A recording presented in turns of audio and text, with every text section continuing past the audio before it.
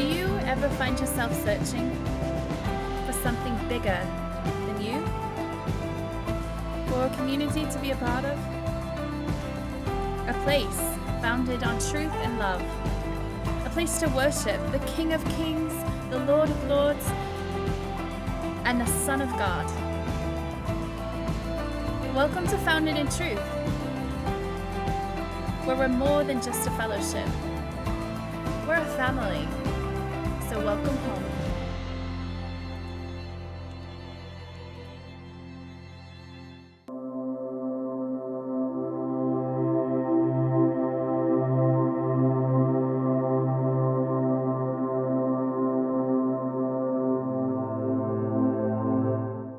So this week, I really wanted to take a look at Pharaoh in the Exodus story, to be our villain, to explore empathetic tones towards, because of course the Torah portion, and that would be it. Someone mentioned that to me, I think last week, and I was like, yeah, like that's perfect, and I tried, I tried, but sometimes there's just a bad guy that you just can't find any empathy for. And Pharaoh seemed to be one of them, actually. I actually found it easier to have empathy for Satan in the Bible, this devil figure, than Pharaoh.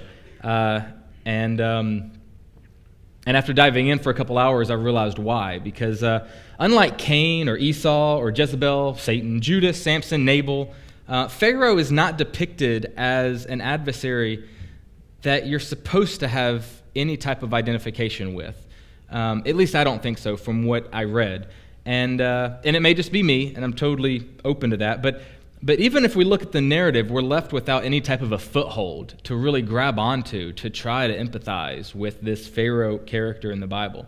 Remember, the Bible is a story. I'm a broken record when it comes to that. The Bible is a story, and it's a continuous narrative that embodies the mission of God, and it reaches its climax in this person of Yeshua, Jesus. So when we read the Exodus story, the Exodus story is written as a story. Duh, Matthew, I know.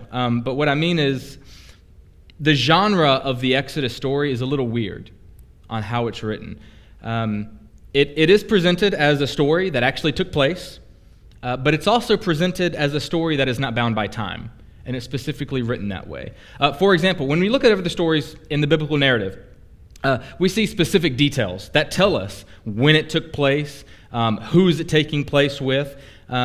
For example, let's say even with, in Genesis, when Abraham starts World War Z with the kings of Mesopotamia, like it names the kings. It tells us what time frame this battle took place in. It tells us that this was the king, and this was the king's name, and this was his kingdom, all throughout the story. When we go through Joshua and Judges, it names the kings and the Moabites who came over. It names them by name, so we can tell this is the point of time in history where this story is taking place. The Exodus story is written in a format where a timeline does unfold, but what is missing? Or the name of Pharaoh, to be one. Did Pharaoh have a name? Yeah, Pharaoh had a name. Of course he did, but the way the story is told, the name's omitted. His name just isn't given. Why? Because this is not some story that was meant to just be read as if it took place only in this specific place at this actual time with this actual people. It's a story that sets the theme that echoes for the rest of the biblical story. The story where people have the blessings of God in a land known as Goshen, but they are overtaken by an evil force, enslaving them and forcing them to obey a master that they don't want. One that strips their blessings away. A story about a God who hears them cry out. About a God that says, no, I will make a way. I will rescue. I will redeem. I will sanctify. I will make a way for this people, these slaves, to be free, to be empowered, to be strong. I will break the chains of oppression on this people, and they will become mine. They will no longer be slaves to a force that overtakes them. No, they will become my sons. They will become my daughters. Plug in Galatians 4:7 or Romans 6:1-7 or 1 Corinthians 5:7. My emphasis. The Passover story was not just some point of history. It was the event that was used to foretell about something bigger.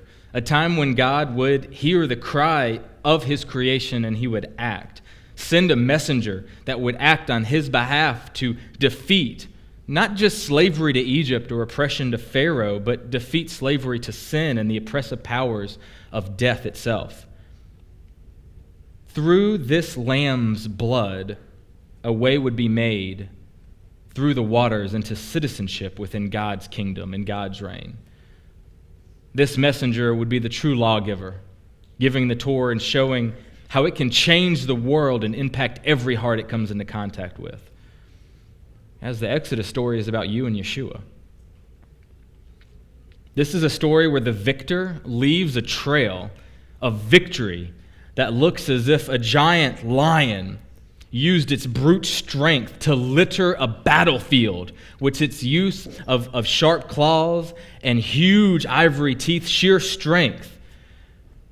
But as you look up, you don't see razor-sharp talons of claws. You don't see ivory teeth that have gashes from bone and metal in them from crushing the enemy. No, when you look up from this battlefield, what do you find? The paradox. You find a small slain lamb, which is exactly what John describes in his vision in Revelation. This lamb is how this battlefield was littered with this much destruction of the powers against God. So, when I tried to kind of dive into some type of historical background, even some historical information to try to get a background on Pharaoh, it became difficult for me. So, I decided to jump ahead to another villain in the Bible, who the gospel writer seemed to kind of parallel with Pharaoh a little bit. A ruler who also slaughtered innocent children of his country in order to snuff out the growth and the increase of a kingdom of Israel. Not Pharaoh, but King Herod. So today we're going to discuss a narrative, and we're going to use our imaginations again based on Matthew chapter 2, which tells us about this king who had a dilemma and who had a prize and who was overtaken by his own sin, that he chose to go into a small village and murder children in order to protect himself. So a little background. King Herod was an extremely powerful entity over Judea in the first century. Kind of getting geeky here with the history, so bear with me. He didn't just arrive at this place. King Herod, it's not like he assumed this position because, his dad was a king and his dad was a king, so he's king over Judea. No, King Herod, he fought for it. He fought for it physically and politically. And the generation before Yeshua, before Jesus in Judea, in Israel, was quite a complicated and scary war-torn time. This was a time period where the Hasmonean Empire, the Maccabean lineage, those guys, yay, hell yeah. Spoiler alert, so the Maccabees, the first generation, were these righteous guys, yeah, and they the power of God used to push out these Greek invaders and to protect a people and to preserve a people. And the next generation tells us how if we assume arrogance by God's power and use it for our own selfish pursuits, we will fail. And that's exactly what happened to the Maccabees, to the Hasmoneans. Within a generation, they went downhill. They became worse than the Greeks as far as oppressing their own people. But the time period, this was a time period where the Hasmoneans were still ruling right before the birth of Jesus. And this Hasmonean Empire imploded at the feet of Rome in their might. See, Herod's father, Antipater, he was an advisor to the last Hasmonean king. And during the Hasmonean Civil War at that time, Antipater politicked Rome, if you will. He was very much in Rome, and he appealed to Rome concerning the imminent collapse of the Hasmonean dynasty in Jerusalem and Judea. And so what was Rome's response? There's an opportunity here. There's a whole kingdom that's about to fall. What would Rome do? What's the best thing? What do they do best? Well, Rome arrived in full force in the person of General Pompey, or Pompey if you've heard. Now imagine Herod, not king yet. Imagine Herod as a child, maybe 8, 9, 10 years old, sitting in Jerusalem. And the year is 63 BC, and he looks up and he hears the turmoil of the Roman war machine coming at the gates. The screaming, the war cries as Roman legions breach the walls of Jerusalem. There's explosions and dust and blood and screaming and running. And among all of this commotion, there's one constant, one man that stands motionless among it all. It's General Pompey, standing there, looking at everything that he's overtaking. And he looks up at the expanded Temple Mount that the Hasmoneans were so proud of, and he points to it. There, take me there. Imagine this general, this pagan, walking up into the entrance, into the courtyard of the mighty God Yahweh. As he passes by the altar, unimpressed, he walks into the holy place and he sees the candelabra. Looks, there's some bread, another mere altar of incense. And he looks up and he sees a veil. What is this veil? This is the veil that separates mankind from the physical manifestation of Yahweh, the God of Abraham, Isaac, and Jacob. The sheer force of God's glory. The general grabs the veil, rips it down, and walks onto the spot where the blood of the bull and the blood of the goat are sprinkled once a year. This pagan standing at the intersection of heaven and earth. As a first century Jew, how does that make you feel? This is devastating. This is what is happening here. Well, a message was being sent. A very clear, simple message Rome wanted to send. Your God is no match for the Roman machine. It's a very clear message that was sent on that day. Herod heard it. He was exposed to it.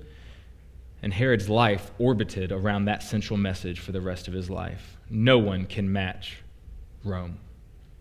Who is more powerful than Rome?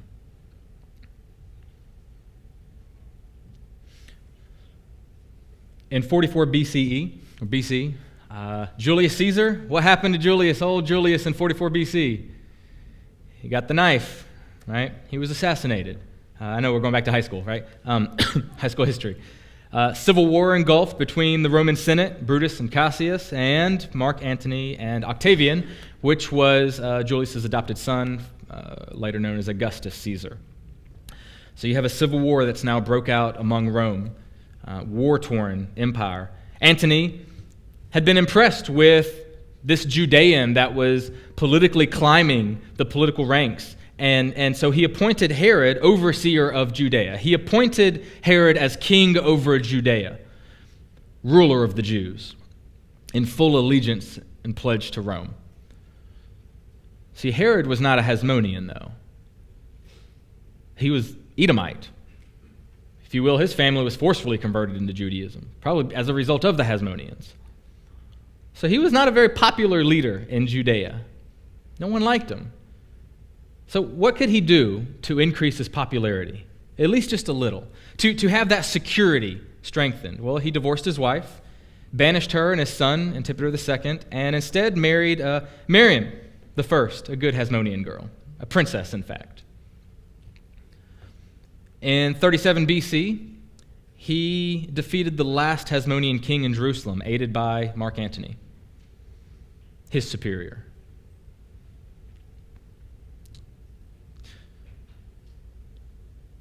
Things were very complicated there during this time in the Roman Empire in Judea because to the east there was a kingdom known as Parthia, if you will. And the intersection of this other kingdom that fought and competed for these lands against Rome met in Judea, near Jerusalem. The last Hasmonean king that was fighting was aided by these enemies of the Roman state, the kingdom of Parthia. Herod, after defeating the last Hasmonean king, he was now king of the Jews in name and in practice. There was no one left.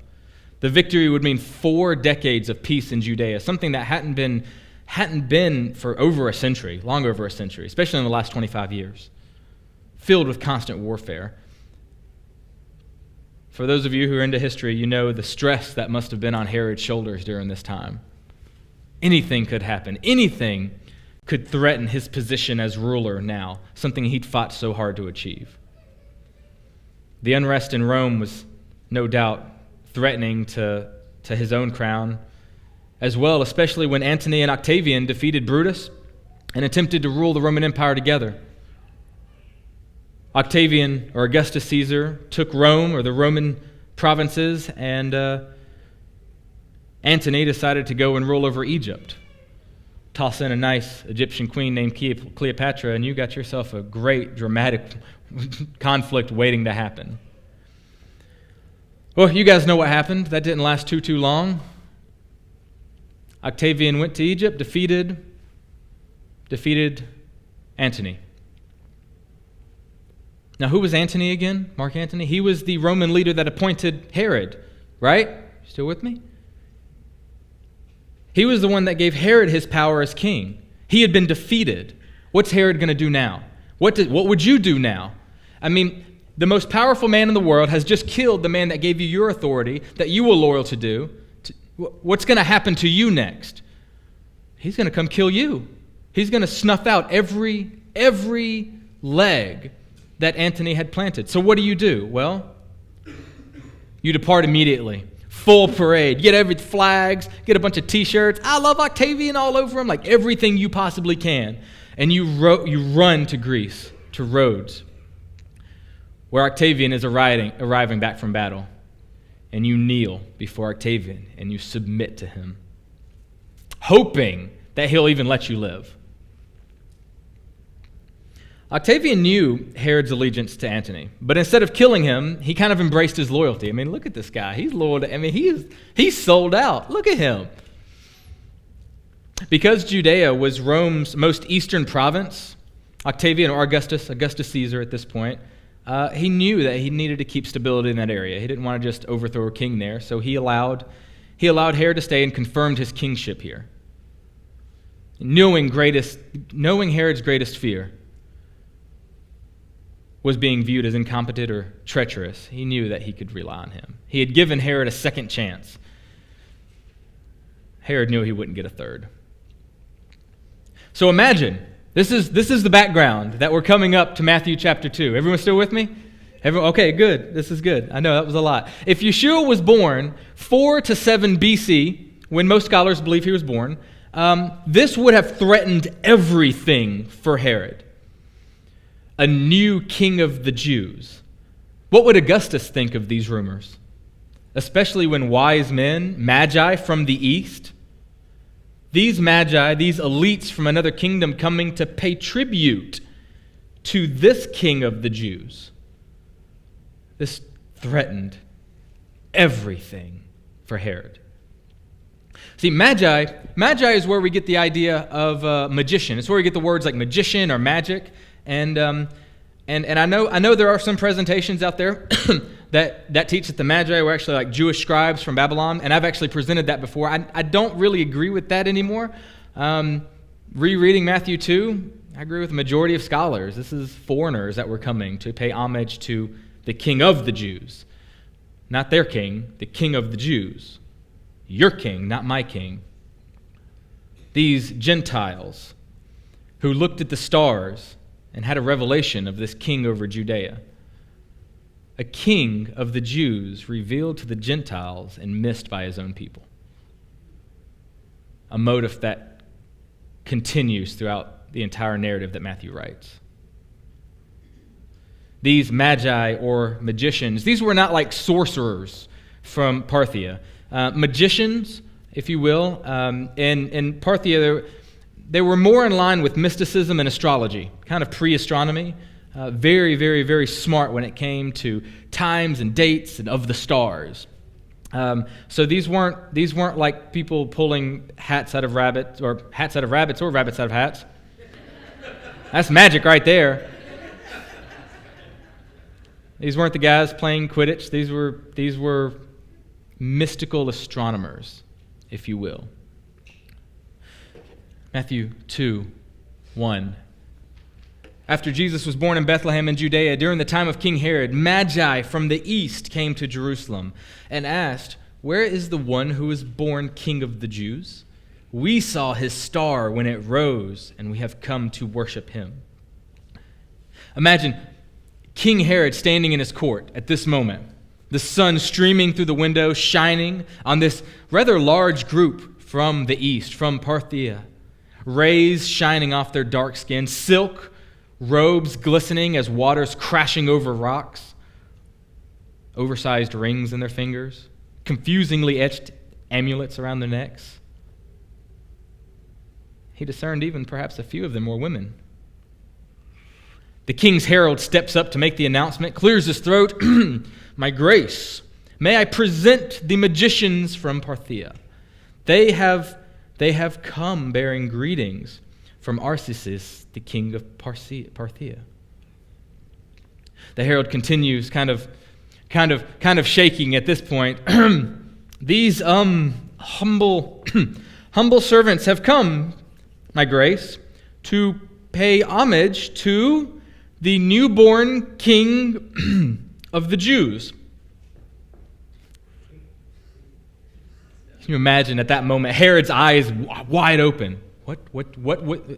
What is this? No longer looking at the herald or the magi. He's looking around his own court. I mean, Augustus has spies everywhere. Caesar has spies everywhere. Who's noticing these words? Who's recording them in their mind? Who's going to run to Rome and say, "Hey, this is what we heard in the courts of Herod"? Who will run and take this absurd announcement to King Herod? He stands slowly, holding the corner of his throne. He's an old man now, 70, 80 years old. Composes himself. "Welcome to Judea, my friends. Obviously, there has been a mistranslation with my interpreter." Gazing at him, he points to his newly appointed son, Antipas. "This is my son, crowned prince, and thank you so much for coming. You've heard the news. Thank you for coming to give homage and pay tribute to the new crowned prince of the Jews."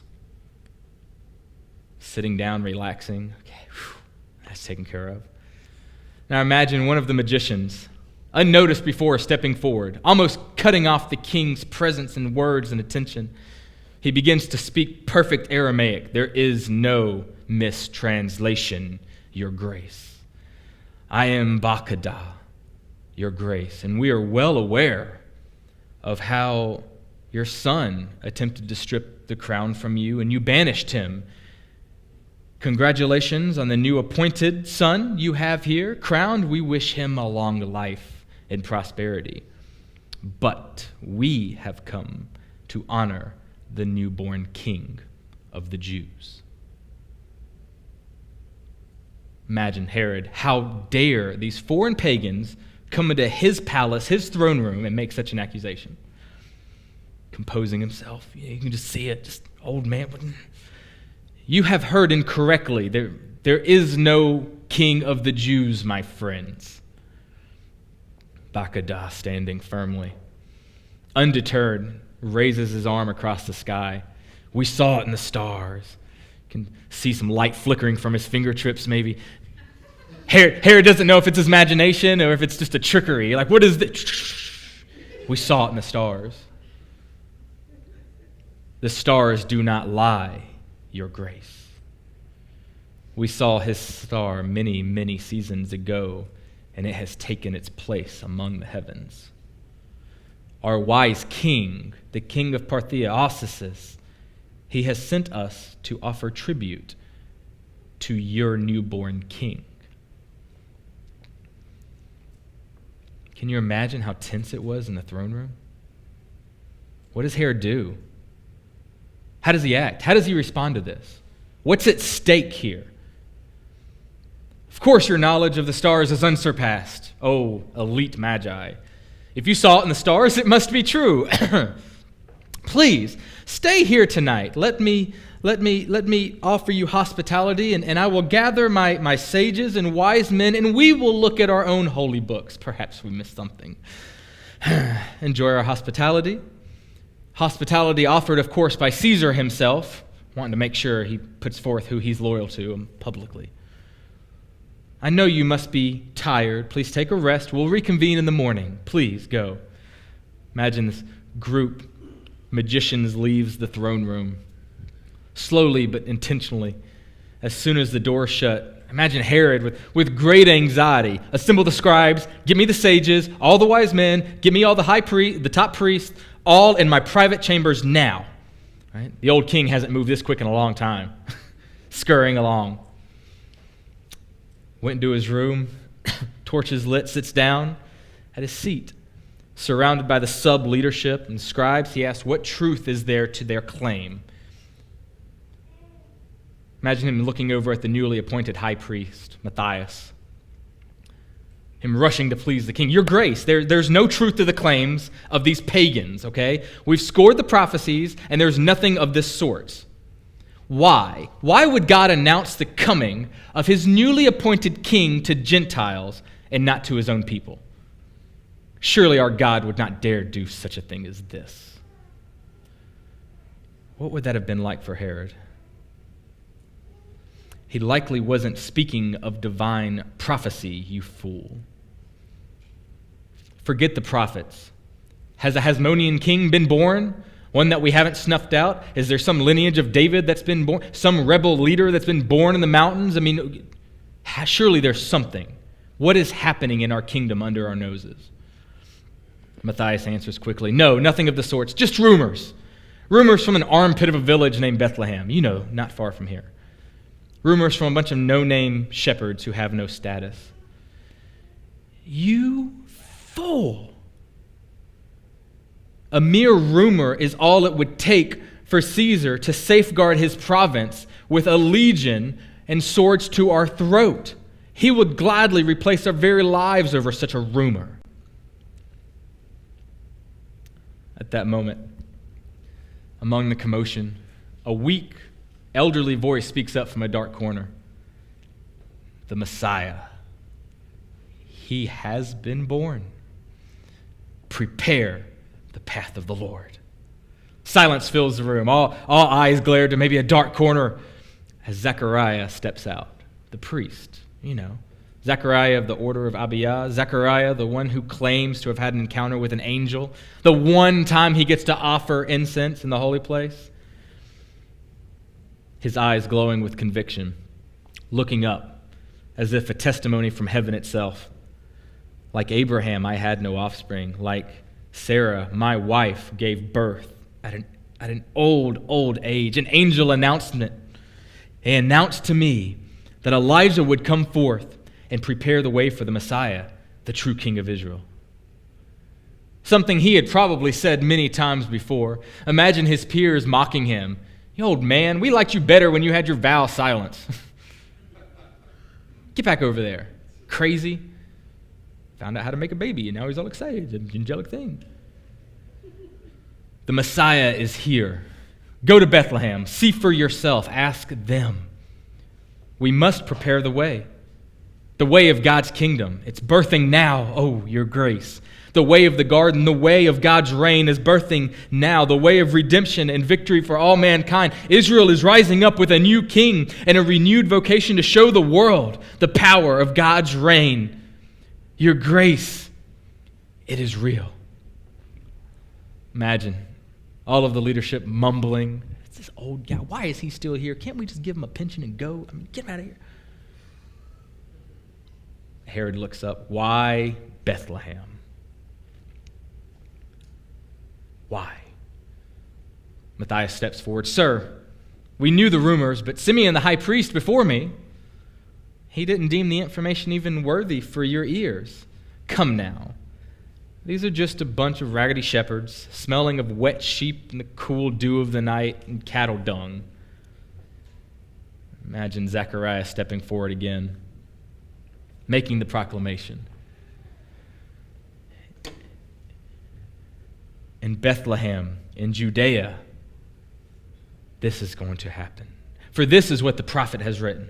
But you, Bethlehem, in the land of Judah, and by no means least among the rulers of Judea, for out of you will come a ruler who will shepherd my people Israel. Imagine Zechariah continuing, not stopping there. Ezekiel prophesied about a true good shepherd that would be a divine king. Along with Jeremiah, the prophet Micah spoke of Bethlehem giving birth to the king of Israel who will shepherd his people. Why do you think it absurd or beneath God that he should reveal this great shepherd to the shepherds first? Matthias arguing back, there's no Messiah that has been born. Stop. What was on the stake? What was at stake for Herod? Matthias, quiet, you fool. It doesn't matter if a Messiah has been born or not. What matters is if people believe a Messiah has been born or not. How did David take the throne from Saul? The people believed. How did Rehoboam lose his throne? The people were against him. How did Augustus gain support to defeat Mark Antony? The people believed. If word gets back to Rome that there is a faction of Judeans loyal to a new king, he will have all of our heads and the lives of our families. We can't let this happen. He will overtake Jerusalem, and every life hill will be wiped out. Do you not understand? Imagine Herod's rage, the stress and anxiety of losing everything just over a rumor. Has to get to the bottom of it. Enough rage only to hide his fear, dismissing everyone from his presence. How does this king, whose reign is built solely on loyalty with Rome, overcome this situation? In one room, he has a good number of Parthian elites, a powerful kingdom to the east, a good ally if things go south with Rome, but Rome is the strongest entity in the world.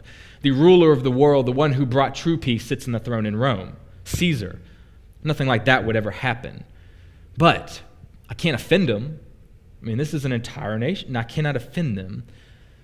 I must show good terms to them, good faith.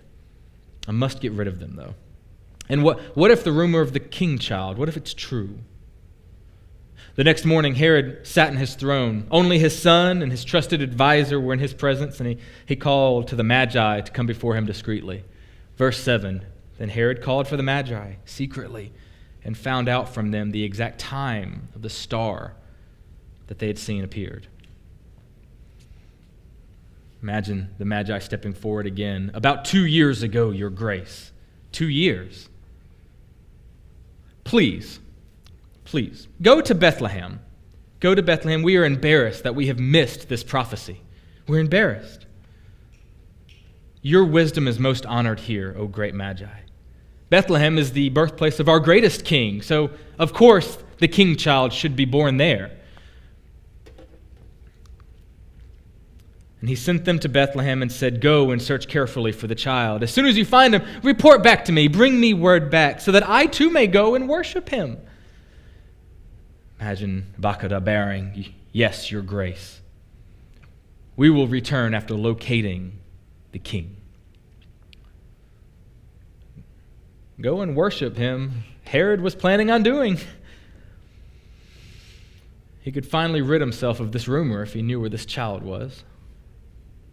The Parthians will be satisfied in giving honor to this king.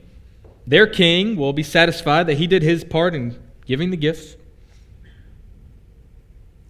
What will happen if the long-awaited king has been born, though? Can you imagine his trusted advisor coming? King, what if the Messiah of Israel has been born? What if it's true? Makes no difference. We've seen it before. The God of Abraham, Isaac, and Jacob is no match for the might of Rome. Be silent.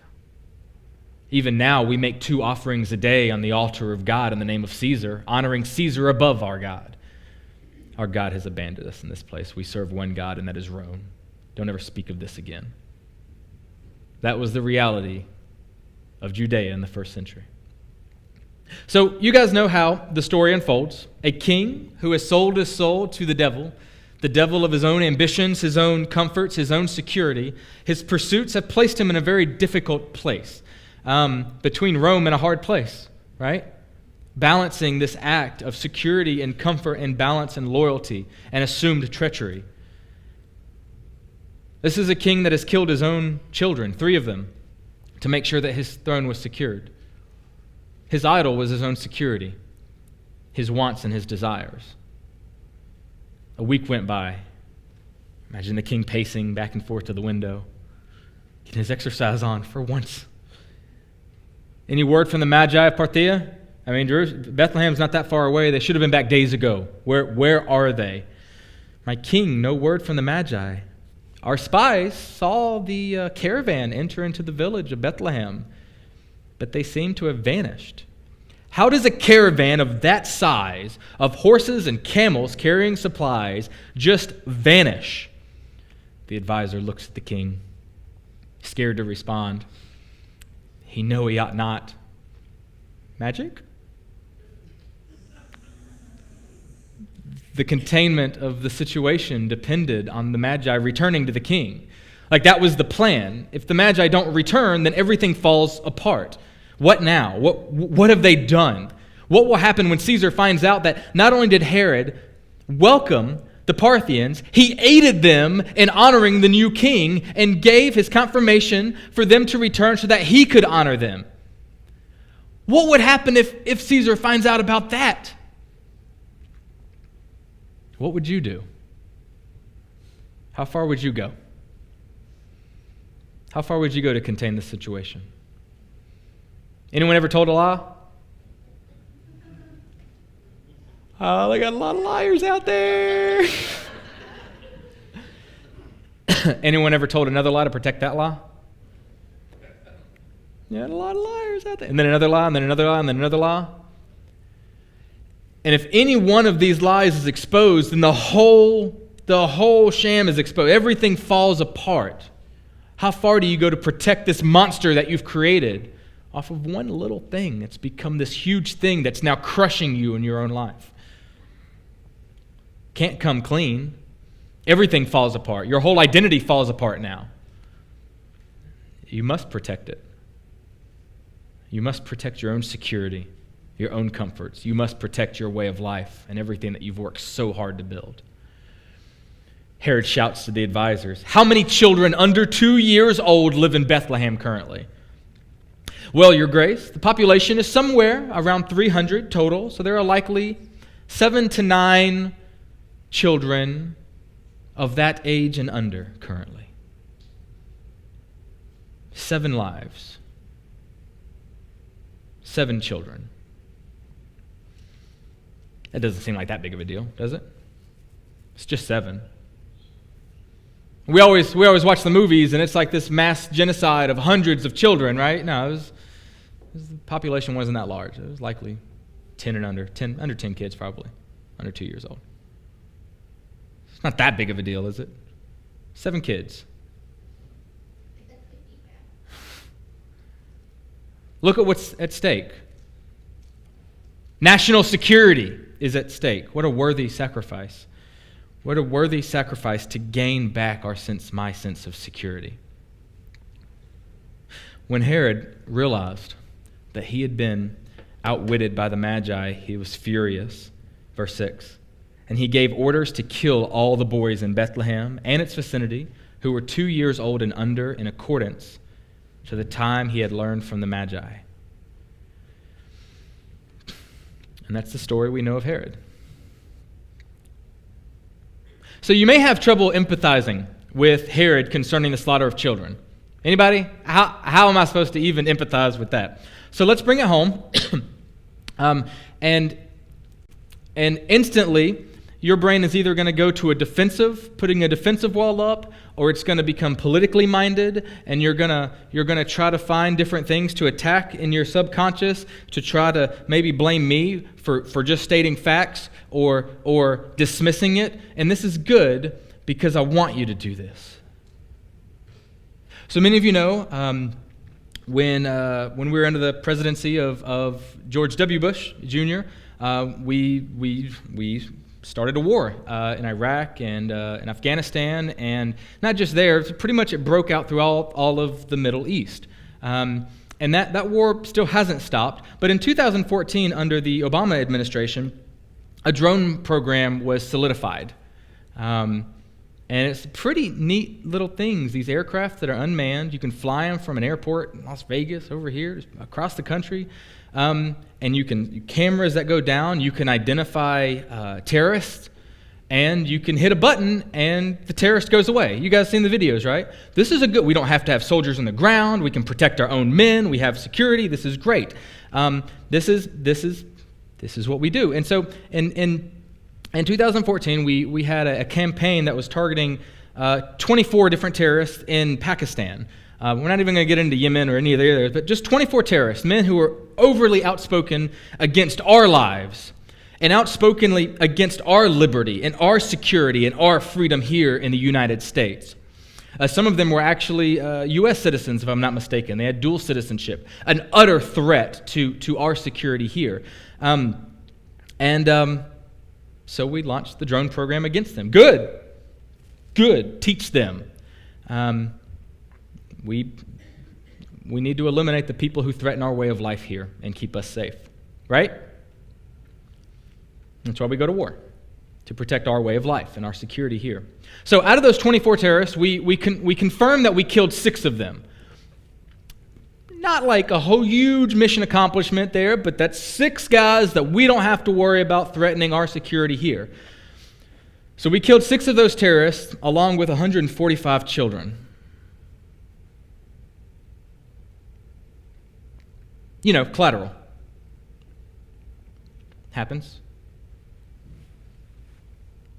What do we have here? We have about 60 children that attend our fellowship. 145, what's that, 75, 80, 85 more? Something like that. So our children here plus 85 more. Killed in villages in Pakistan. But it's okay because we have our security. And so we don't give it a second thought when we hear things like that. It's really not that big of a deal.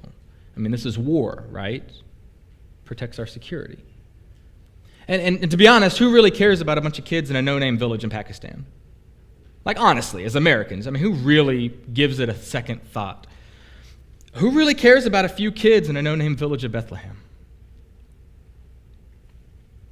Meh. Are you there? Are you there? We know about collateral victims of our military outreach worldwide, and we don't care, generally. Who does, honestly? It's just a blip that we read in the news and we keep scrolling and we get back to our lives. It's in the name of freedom and security. And if you can admit that that's you, at least partially, welcome to Herod. You are now entering the world where you have empathy for the wicked.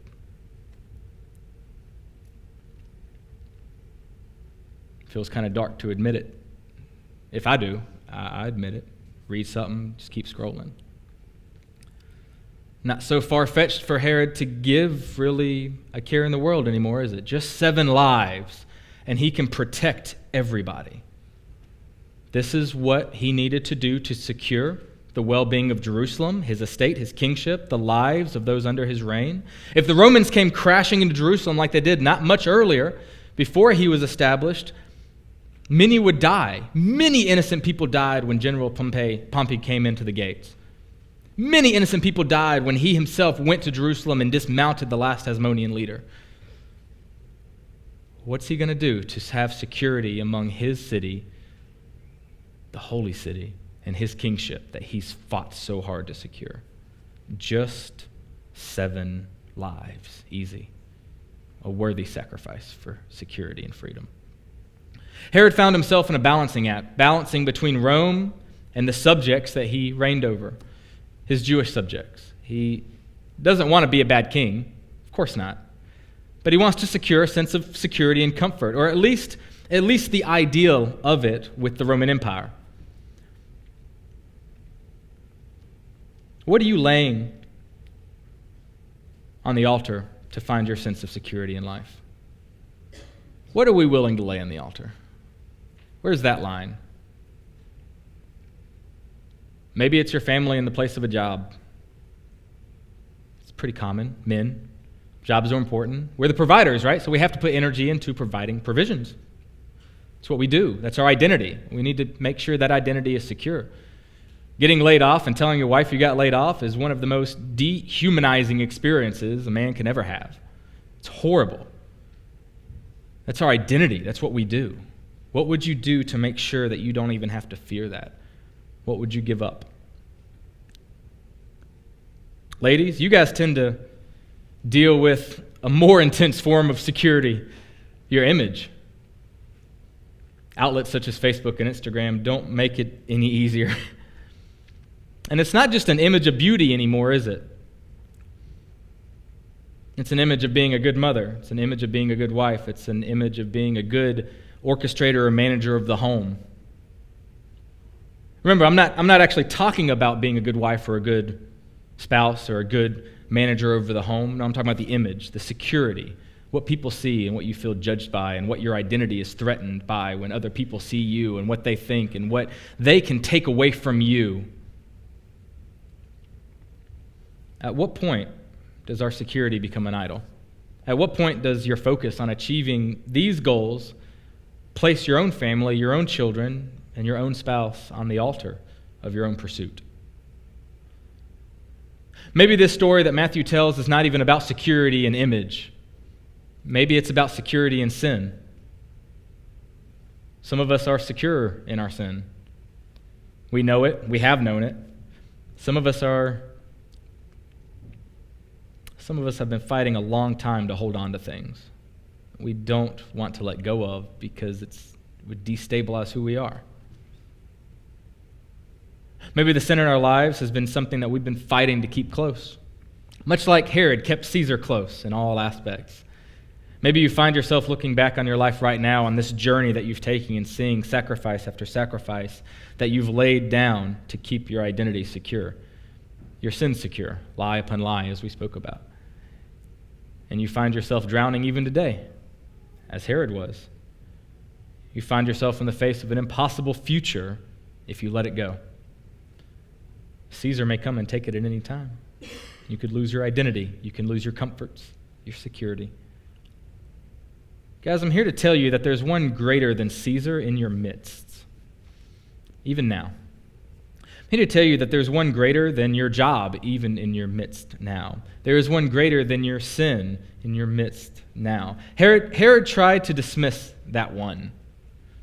Herod thought that he could kill this king child, and all of the worry and all of the anxiety would just... Herod thought that he could just dismiss the king child and all of the anxiety would just disappear. No, he couldn't. He couldn't kill the king child. Why? Because that king child had a destiny to grow, a destiny to show the world what God looked like, to show the world that they don't have to worry, to show the world that they don't have to be anxious, to show the world what love looks and feels like.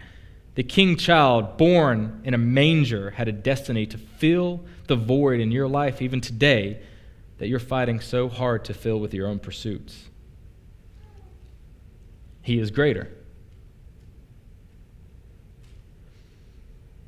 This king child grew and said something profound. In John chapter 12, verse 25, he says, "For anyone who loves their life will lose it. While anyone who hates their life in this world will keep it for eternal life." Eternal life. I hate that translation.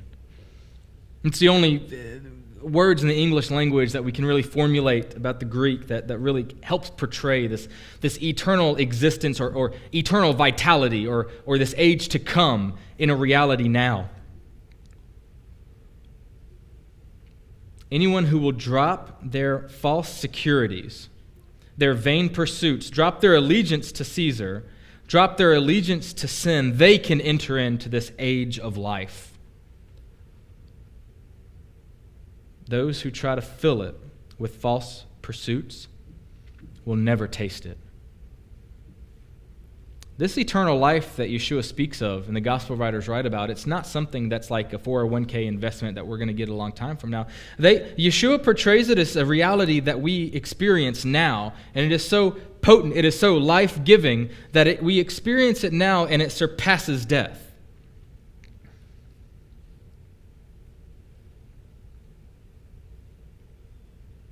Which will we choose? Worship team, you guys can come up and conclude. Imagine what if Herod trusted God instead of himself? How would have Matthew written his story? Can you imagine? Can we really play pretend? Let's pretend Herod went with the wise men and he walks up to the house.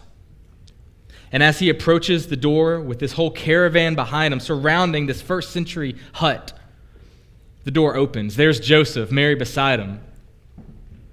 And there he is, the young boy holding on to the fingertips of his mother. Herod, just not sure what to do, hears some commotion behind him. He turns.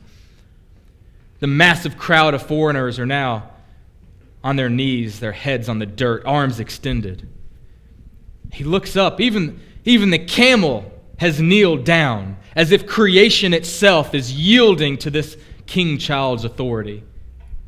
Imagine Herod just in shock, turning back and looking into the eyes of the child. This is my king.